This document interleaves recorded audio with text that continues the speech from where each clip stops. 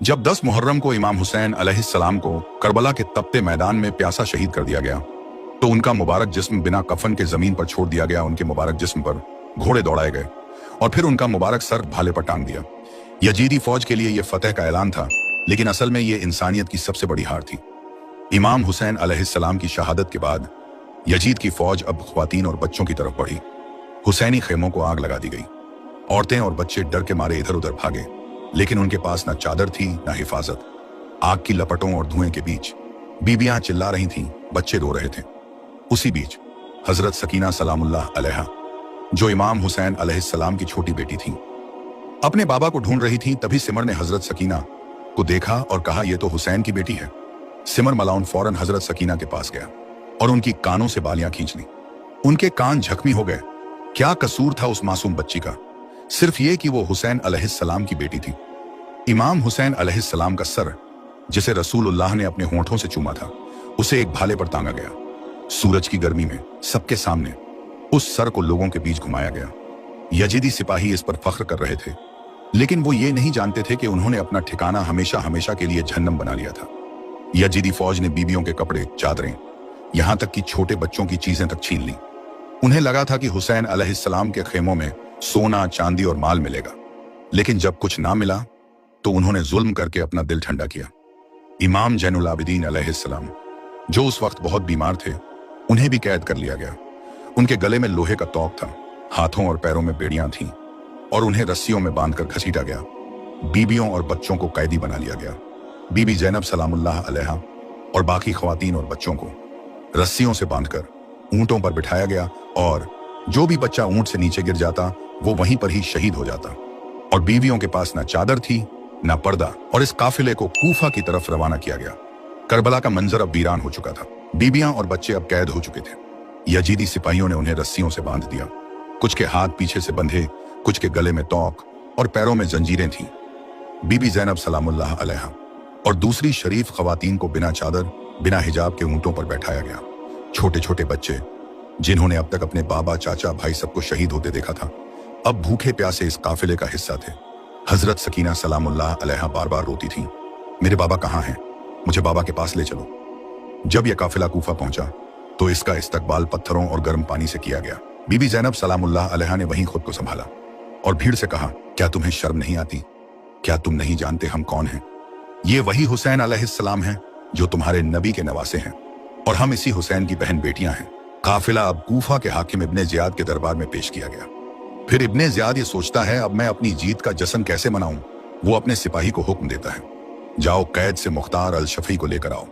मुख्तार अल शफी को जब दरबार में लाया जाता है तो उनके सामने इमाम हुसैन का सर पेश किया जाता है। तो हजरत मुख्तार कहते हैं, ये इब्ने ज़ियाद, ये सर किसका है? वो हंस हंस के कहता है, ये तेरे इमाम हुसैन का सर है। हजरत मुख्तार इब्ने ज़ियाद की गर्दन पकड़ लेते हैं। इतने में इमाम सज्जाद हजरत मुख्तार के कंधे पर हाथ रखकर कहते हैं, ए मुख्तार सब्र करो। फिर हजरत मुख्तार वहीं बैठकर रोने लगते हैं। फिर उन्हें कैद कर लिया जाता है। कुछ दिनों तक यह काफिला कुफा में ही रहता है, क्योंकि यजीद ने हुक्म दिया था जब तक शाम शहर पूरा सज नहीं जाता तब तक इस काफिले को शाम तक ना लाया जाए। और शाम के सभी लोगों से कहा जाता है, जब यह बागी काफिला शाम के अंदर दाखिल हो तो इस काफिले को ऐसे पत्थर मारना ताकि कयामत तक कोई बागी पैदा ना हो। जब यह काफिला शाम के अंदर पहुंचता है तो शाम के सभी लोग अपनी छतों पर खड़े हो जाते हैं और ऊपर से इस काफिले को पत्थर पर पत्थर मारते ही जाते हैं।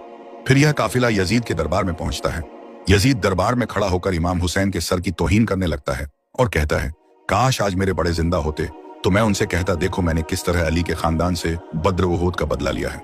और यजीद फिर इमाम हुसैन के सर की तौहीन कर रहा था। वो घमंड से कह रहा था कि कैसे उसके बाप दादा ने हुकूमत की, फतेह की। उसे लगा कि उसने हुसैन इब्न अली को शहीद करके जीत हासिल कर ली है। इसी बीच मैं इमाम सज्जाद इब्न हुसैन जंजीरों में जकड़े, बीमार और कमजोर खड़े हुए यजीद से कहा, ए यजीद मुझे भी मौका दे ताकि मैं भी बता सकूं कि मैं किसका बेटा किसका पोता हूं। दरबार के कुछ लोग इमाम सज्जाद का मजाक उड़ाने लगे और कहने लगे, ये बीमार कैदी आखिरकार क्या कहेगा? ए यजीद बोलने दो, ये बीमार क्या ही बोल लेगा। फिर इमाम सज्जाद को मींबर पर आने की इजाजत दी गई। इमाम सज्जाद मींबर पर आए और फरमाने लगे, सब तारीफ उस अल्लाह के लिए है जिसके हाथ में पूरी कायनात का निजाम है, और सलाम उस मोहम्मद मुस्तफ़ा पर जिनकी वजह से हम सबको हिदायत मिली और जिनके दीन की खातिर हमारे घराने ने अपनी जान तक कुर्बान कर दी। मैं काबे का बेटा हूँ। मैं अली इब्न अबी तालिब का पोता हूँ, वही अली जिसने खैबर का दरवाजा तोड़ा था। मैं फातिमा जहरा सलामुल्लाह अलैहा का बेटा हूँ। मैं उस मोहम्मद का नवासा हूं जिन पर कुरान नाजिल हुआ, जिनके नाम की कस्में अल्लाह और फरिश्ते खाते हैं। ये जो सर भाले पर है, ये मेरे बाबा हुसैन इब्न अली का सर है। वही हुसैन जिनकी गर्दन को रसूलुल्लाह चूमा करते थे, वही हुसैन जिन्हें रसूलुल्लाह अपनी पीठ पर बिठाकर मस्जिद में लाया करते थे और अपने कंधों पर सवार किया करते थे। मैंने अपनी आंखों से देखा, करबला की तपती जमीन पर मेरे बाबा को प्यासा शहीद किया गया। हमारी बहन बेटियां की चादरें छीनी गईं, हमें जंजीरों से बांधा गया, बाजारों में फिराया गया, हम पर पत्थर फेंके गए। इन लोगों में वो गरीब बेटा हुआ जिसके सामने उसके बाबा हुसैन को जीबा किया गया। मैं वह गरीब भतीजा हूं जिसके सामने उसके चाचा अब्बास को शहीद किया गया। इन लोगों मैं वो गरीब भाई हूं जिसके सामने उसकी 4 साला बहन सकीना को तमाचे मारे गए। इमाम सज्जाद के इस खुतबे में इतना ज्यादा दर्द था कि दरबार में सारे लोग रोने लगे। ये देखकर यजीद सोचने लगा कि इस तरह तो बगावत हो जाएगी। फिर यजीद अपने कुछ खास लोगों से कहता है कि अजान दी जाए। फिर मुल्क शाम में अजान की आवाज गूंजती है और जैसे ही जान देने वाला यह लफ्ज पढ़ता है, अशहदु अन्ना मोहम्मद रसूलुल्लाह, तो इमाम सज्जाद फरमाते हैं, हाँ मैं भी गवाही देता हूं, मैं उसी मोहम्मद का बेटा हूं जिनकी ये बेटियां आज कैद होकर यहां खड़ी हैं, और ये वही हुसैन हैं जिनकी रगों में रसूलुल्लाह का खून है। इमाम सज्जाद के उस खुतबे के बाद लोग यजीद से नफरत करने लगते हैं और यह खुतबा पूरे मुल्क के शाम में फैल जाता है। अब दोस्तों, मैं आपसे एक सवाल पूछता हूं, करबला के मैदान में सबसे ज्यादा जुल्म किसने सहा था? जिसने पूरा करबला का मंजर देखा था, अपना जवाब मुझे कमेंट में जरूर दें। यह सिर्फ कहानी नहीं बल्कि इंसानियत की सबसे बड़ी कुर्बानी है। इमाम हुसैन ने हमें सिखाया कि जुल्म के सामने सर कटा दो, पर जुल्म के सामने कभी सर झुकना नहीं चाहिए। बीबी ज़ैनब ने दिखाया कि औरत की आवाज भी जालिम के तख्त हिला सकती है। आज हमारा फर्ज है कि इस दर्द और हक की कहानी को अपने घर, स्कूल, दोस्तों और सोशल मीडिया तक पहुंचाएं। मजलिस, वीडियोस, रील्स, पोस्ट या महफिल में इसे बताएं। करबला सिर्फ 1400 साल पुराना वाकया नहीं बल्कि आज भी जालिम के खिलाफ खड़े होने का नाम है। इसे सिर्फ मत सुनो, आगे पहुंचाओ। अपने बच्चों को हुसैन का पैगाम सिखाओ।